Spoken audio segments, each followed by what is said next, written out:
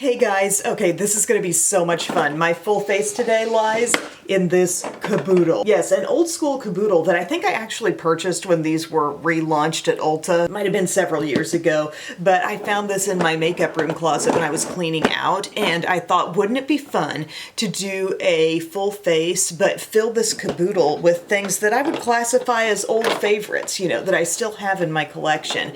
Not like actual old makeup, like don't panic, but of the things I own, like the products that I identify as something that's been loved for a long, long time. So I had a blast going through, picking my makeup with that mindset. I know I've done some old favorites, throwback types of videos before, but it seems like you guys really like these, and so do I. And I love keeping new favorites in context and remembering, like, okay, is it really better than what came before? But yeah. Here's my old Caboodle, and the Caboodle really has a nice amount of storage in here. I could have fit several faces of makeup. I don't have much in this little section with an actual mirror and this little like lift up tray. Oodles of room in this Caboodle. But here's where we're gonna start. Now that the skin is all prepped, I did pull out Smashbox Photo Finish, a newer packaged look to an old classic. I've said this before, I'll say it again, this was one of the first primers I've ever used. I remember my sister getting me one. I was back in the apartment. It was like a trial size. It has that silicone slip, really, really silky. Silky is the key word that I would use to describe Smashbox Photo Finish. I would love to know if anybody is still using this on a daily basis. It is still being sold, you know, but as I look at my drawer of primers, really so many of them are new. There's like this one, and there's Benefit Professional that I have, which I never really felt like that was a true favorite of the old days, but this one was the first and one that I really did like to use a lot. Foundation wise, I don't feel like I'm throwing it back that far, but it has been some years that Wet n Wild Photo Focus has been a thing, and I remember I used one of these up. I repurchased it not that long ago. This is the matte version of the Photo Focus foundation, which I think has the best staying power, but they do have a dewy. Soft beige is my shade, and I just thought I'm gonna use that today, you know? It might not be as old as some of the things that I've pulled in, but honestly, I was looking at some of the other products I have in my drawer that definitely were older faves, and it's like, okay, I used Revlon Color Stay recently in a video. I used Neutrogena Healthy Skin. You know what? The application method that we're gonna use, another old find from the makeup room closet, an actual beauty blender, which for a long time I really felt like that's the best. And I still kind of do think that the texture of an actual beauty blender is supreme. But I've realized that e.l.f. makes that total face sponge that is the most similar feel, that kind of berry looking sponge that they have. But I thought, wouldn't it be fun to bring in a classic beauty blender? I'm just using the butt end of that to tap this in. I definitely feel like when I'm talking old favorites in this video, a lot of them are taking me back to an earlier YouTube time, an earlier era. That foundation's so pretty, but a dampened sponge definitely makes it look even more natural on my skin, I think. This is gonna be a great look today, I can just feel it. And then for my concealer choice, I was kind of torn. I have a few on hand that I feel like go back quite a ways. I ended up pulling out the Neutrogena Hydro Boost Concealer Stick. This is their stick with the little hydrating core in there. I kind of like knocked the corner off of this stick the last time I used it. Shade is fair. I remember having this in light for a while, but then I upgraded to fair. But a really nice moisturizing concealer stick. Very all-purpose. You can use it anywhere. And stick concealers are just so fun. Literally swipe it on, blend it where it is on your skin. I was also thinking about like Tarte Shape Tape. I found a Bobbi Brown corrector in Bisque that I don't think I meant to keep. Like I'm pretty sure it's too old to still have, but somehow was back in my drawer. I opened it up and I thought, might be a little too old, but that definitely takes me back. Just dabbing it in around the nose. I'm kind of liking using a beauty blender again, guys. Really, the tip of a beauty blender does do a good job of getting in there. I'm gonna bring in a smaller brush just in case, but I think I actually did fully blend that just with the beauty blender alone. But if you like a stick concealer and you're looking for something that gives a little extra moisture, I'm wondering if this gives maybe a bit more than the CoverGirl Smoothers concealer stick, which is still really good. That one takes me back as well. But there we are, all blended in. And then for loose powder, I was kind of between Laura Mercier, but also Maybelline Fit Me. My Maybelline Fit Me powder in Fair. I feel like the Fit Me powders were around before the loose setting powder craze fully took off. You know what I mean? Before we were all even using little triangle powder puffs. I feel like they got in a little ahead of that. And I love Fit Me Powder in Fair. It is a definite favorite. I feel like nothing's quite as brightening. And I have experimented recently with a lavender tone powder from Hard Candy, kind of comparing that to my Fenty loose powder. I still think this might be even more brightening. The shade is Fair. Again, this comes in multiple shades, so you can really cater to your skin tone, whereas a lot of lines of loose powder, you know, they might have one, maybe two shade options. Gotten it applied, now I'm taking my Morphe under eye bullet brush, and when you see me come in with this type of brush, all I'm doing is taking that more concentrated application and kind of blending it more.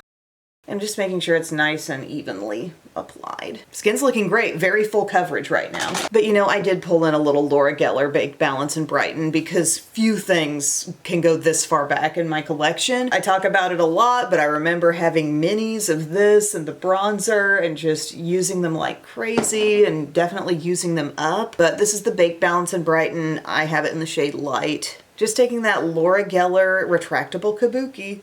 And it's not like I need any extra coverage, but I just thought it'd be fun to pull this one in for a little added setting. So I've just got a light amount on the brush and I'm using it to top off my skin, okay? Do you remember a time when Too Faced Chocolate Soleil was the bronzer? It was the hyped thing. Everybody loved it. Everybody was going gaga about this chocolate scent in the product. And then of course we had the chocolate bar palette and things like that. But I have a Chocolate Soleil bronzer, a new age one now, newly repackaged, and it's in different shades. This is the chocolate toffee that I have, and I really have liked this. This is a matte bronzer. They call it a matte blurring bronzer. The word blurring wasn't used nearly as much then as it is now, but I'm going to use this to warm up my skin, give us a little dimension after all that beautiful matte coverage we've laid down. Caboodle's still working great. I put all the complexion things down in the bottom, and there's something about the lilac and like mint colored Caboodle that really is, I think, the most retro. I think I found this when Ulta brought it back several years ago, and I also got mini ones for my girls. A Caboodle is great for like your home makeup organization. For example, I'm flying later this week, and it's like there's not a chance I'd take this. This is rather bulky, pretty large, you know. I'm really trying to minimize what I'm bringing, and this is not going to get taken. But in your home, like just to keep, honestly, it could be a full face of makeup. It could fit all the skincare. A Caboodle holds a lot. It's much more durable than just a little makeup bag. Plus, it's got that mirror in there. The way I go on autopilot sometimes when I apply bronzer, it's like, okay, how did we arrive here? I guess I did what I meant to do. And then it's like, no, now I'll add more, but I'll think about it while I do it. Here's another way we can throw back, guys, because I've got some, you know, neckline showing. I still use this to this day. My Laura Geller Big Baked Body Frosting. Believe it or not, I had a pan this big that I used in my news days that I actually hit the tile on, and I did repurchase it. So this comes with this puff, and you can use it just over larger sections of your skin, you know? Ah, yes, the news days when bronzer was the key ingredient. Not putting a lot on, but can you kind of see, like, I would put this down my arms sometimes. Moving on to blush, and nothing is a throwback like CoverGirl Cheekers. Honestly, probably the first piece of makeup ever put on my skin was before one of those Olin Mills family church directory photo shoots, and I remember Mom telling me you could use a little blush, and she had CoverGirl Cheekers in Pretty Peach, and now I have it in, I pulled out a couple different shades that I have, Natural Shimmer and Classic Pink. The Natural Shimmer seems really soft, but I never talk about this one. I kind of want to try it and just see. It's been a long time. I usually pull out like the soft mink or something, but what you got? Okay, she is soft. I really like kind of scrubbed into it there. A softly rosy cheek. A lot of people would love this. This does have a little satin finish. You just got to really get in there, okay? Olin Mills, baby. Okay, I'm bringing it inward even more so I can really see it. Because I like to see my blush. And then let's pop it for a little extra. Let's add some Classic Pink. This looks matte to me. Get some of her. Yes. Yes. A nice little cool pink pop there. Absolutely. Love. Nothing feeds my soul like these types of videos. I grabbed out a highlighter, guys. Okay, this is still being sold. I haven't used this in a long time, but Benefit High Beam. I would have to say, is this not the mother of all cream and liquid highlighters right here? The Benefit High Beam, yes. She comes in her little nail polish bottle with her little nail polish applicator. Once upon a time, everyone just had to have High Beam, remember? Remember, little pearly action here. I just swiped some on, not too much. And then they had Sunbeam too, like shimmery bronze. I'm tapping it in. I feel like we're old friends, we're meeting again. I don't quite remember what she's like. I don't want it to set too fast, but that's a pretty pearl. Not wildly shimmery at all, but pearly is the thing. Okay, just a little swipe. I don't think I need more than that. I went one cheek at a time because I didn't remember how fast it set. And I don't recall this as being a really, really dewy product. We could have brought in Old Benetint too, if we wanted to. Okay, I don't want to leave any streaks or anything. I think it's blended. That's really pretty. Very pretty, very pearly. I wonder if I can get by with like the tiniest amount up here too, just to have the glow be a bit more cohesive. Maybe it's how matte my skin is right now, but I kind of feel like it wants to stick where I'm putting it. Yeah, High Beam. Really beautiful pearl. Also, I'm not going to judge this one too hard because I have no idea the age on this. I know it's not the original one I had the first time around, but I still feel like it's been years since I've used this. Getting down to the last thing in my complexion part of my Caboodles bin, and it's my MAC Fix Plus. Haven't used her in a bit. Oh, the smell of Fix Plus. What is it? Immediately takes you back. I mean, there's nothing like fragrance that transports me. You put fragrance in makeup and I'm really like, whoa. I was pretty generous with the mists there and I feel like things maybe feel a bit more melted together on my skin, but yay, I love that complexion look actually. Not that there was really any doubt. Now this is the part of the video where I feel like stuff's not gonna feel super duper old. Going through brow products and stuff, I feel like the e.l.f. Instant Lift definitely does take me back, but not quite as far as some other things could. Like, I wish e.l.f. was still doing their little brow palette. Remember, like, the little compact that had a brow wax and a brow powder and a little tiny angled brush? That takes me back, but that's not still around. I feel like the brow sector of so many brands has really updated. Like, every brand has their newer brow stuff. You know, their skinny pencils, their tinted gels, and it's maybe a little bit harder for me to take my brain back when everything feels so new. But e.l.f. Instant Lift has been on the scene for quite a while. And I think it has a lot of loyal fans. So this is a thicker pencil than your skinny brow pencils, thicker than Brow Wiz. And sometimes after using a lot of those skinny pencils, I go back to this and I'm like, whoa, it feels so different. But it still works really well. And the shade I'm wearing this in is neutral brown, and it's a perfect shade for those who need that good, cool brown, deep brown. Now this brow, I always have to go a little bit higher to make it, I think, more symmetrical with the other one, and it feels a little harder with the larger pencil to feel comfortable doing that. Like I want to baby step into that territory. And brush through. And then I know I could pull out a classic clear just brow gel, but I'm using Brow Fast Sculpt from Maybelline Express Brow. Medium brown. So good. The brush has the longer bristles on one side, which is what I'm using now to kind of come up through.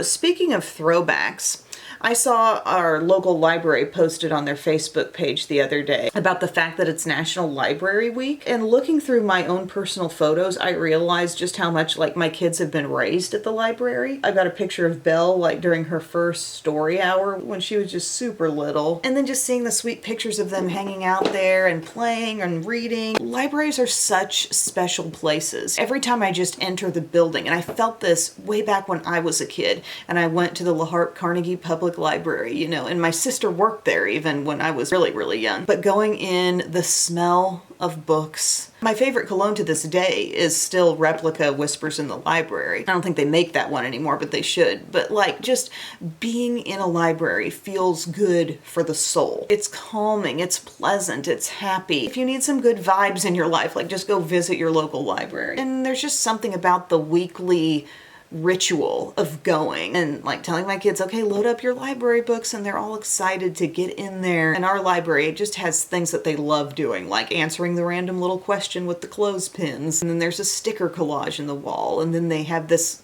stuffed cow that gets hidden somewhere in the library and they love to find it. But ultimately we're bringing home books, and I just love it. There are two different eye primers that truly go back a long way for me. One is Urban Decay Primer Potion, and one is Too Faced Shadow Insurance. I don't still have a Shadow Insurance on hand right now up here. The one that I have on hand that I've gotten more recently, I actually just keep that in Belle's cheer makeup. But I'm using a small size that I happen to have of a good old primer potion here. We all remember having one of those two. Which one did you prefer more? I was really into Shadow Insurance until I felt like every tube I got started to feel like it was separating more and more. And then was that about the time that the tide turned and I got really into Milani eyeshadow primer? This is what I grabbed out for eyeshadow. It's this MAC palette that I found in my drawer. It's called the MAC Art Library Nude Model. I don't know that this particular palette is being sold. I'll look into that, but what I definitely noticed were the names of some of the shades on the back and how iconic certain ones are, and how I was just remembering having singles also of these shades and hearing other people talk about their love for some of these certain singles like Shroom and Espresso and Dance in the Dark, and I just thought, let's use this today. Oh my gosh, but actually guys, I just remembered this. I used one of these Salt New York palettes to like make my own mini MAC palette, and I know there's some iconic shades in here. This is Phloof, this is Espresso, Expensive Pink, Humid, I'm Into It, and Shadowy Lady. The blushes I have in here from MAC are Burnt Pepper, Spring Sheen, Blush Baby, and Breezy. Here's a closer look so you can see finishes. I think this might be even more fun to use. Gosh, I'm not sure what even to dip into first. I think I'm gonna take some Shadowy Lady with a flat brush. This is a really rich plum. I love this little palette, I just kind of forgot about it. This is your reminder, let's get out our MAC shadows and play. I'm just laying down some of that Shadowy Lady, not really blending it, but just putting it there with my Morphe large flat brush M303. This doesn't show really hardly any plum going on, it just looks dark. It's really fun to just come upon a little curated selection of your MAC eyeshadows, and it's been several years since you dipped into it. I'm going to take my small pointed brush also into Shadowy Lady, and this is going to target my application even more. Man, I'm glad I came across this, because I was thinking as I found that other MAC palette, like I know I have some MAC singles stored away somewhere. And I do remember making myself this little full face palette. I'm going to go into the one next to it called I'm Into It. It's a burgundy. And I'm going to use that in my outer crease too. Sometimes I like taking a slightly lighter color than whatever my darkest thing is, and it just kind of helps work it out. And that's what this is doing, okay? Probably come in here with a crease brush in a second. Remember how fun it was to like just visit a MAC counter and choose a new eyeshadow or two? Oh, it was a blast. Now I'm taking my crease brush with nothing added to it. I'm just gonna blend on the outside of all that. I feel like matte eyeshadow formula has really improved since this era though. I'm kind of reminded of the way I would get certain MAC mattes, particularly dark shades, and how they would kind of want to stick in place just a little bit more. You know what I mean? I sense that as I'm putting on Shadowy Lady. I just really need it to go in the deepest part of my crease.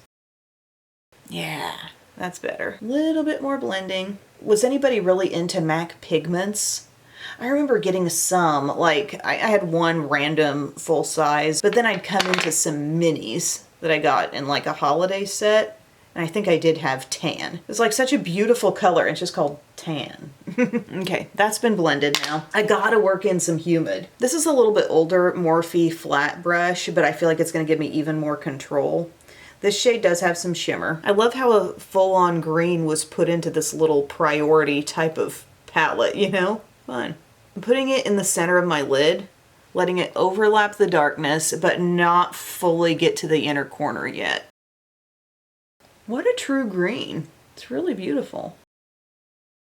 Love. What's really going to be fun is to look into MAC's website and see which of these shades are still being sold. Hopefully a lot of them are. Okay, so that's Humid. I cleaned off my brush a little bit and I'm going into this shade called Phloof. It's a shimmer. And that's going to just come in and touch the green. Ooh, fun. Oh, I have a little fallout. I think it's from the green on my cheek. Man, this would make a nice face highlight too. It's so pearly. Okay. And then maybe a little bit of, what was this, Espresso? Yeah, this matte. Just the act of someone holding up a single pan to the camera. Doesn't that in itself take you back? I'm using Espresso, and I'm just going to take that guy on my lower lash line. Just a little bit on the outside there. We'll let the green on the lid be the star.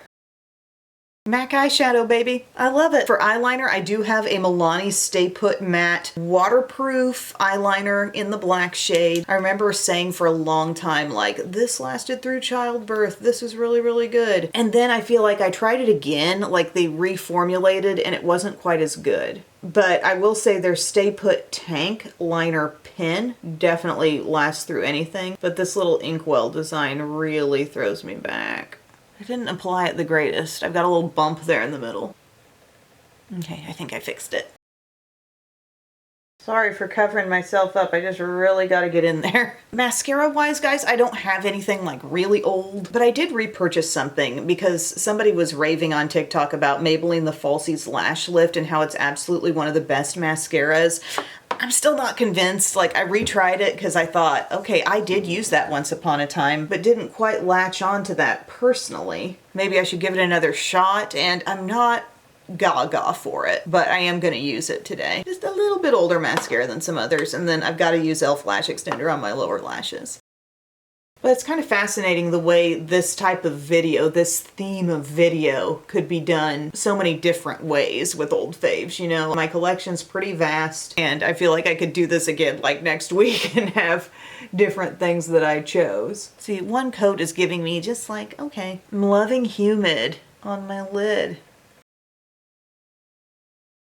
The birds are chirping out there. Love to hear it. Love when the trees get their leaves again. All our trees are so leafy right now. It really changes the view out of our back windows because, you know, when all the trees are bare, you just see a lot more sky just looking out. And now it's like, wow, that tree line is back, baby. Maybe I can throw on another coat here in a minute. e.l.f. Lash Extender, lower lashes. Yeah, this is something I wish I would have had years ago. Ooh, there's a fun topic. Innovations that would have helped me a lot in my early makeup days.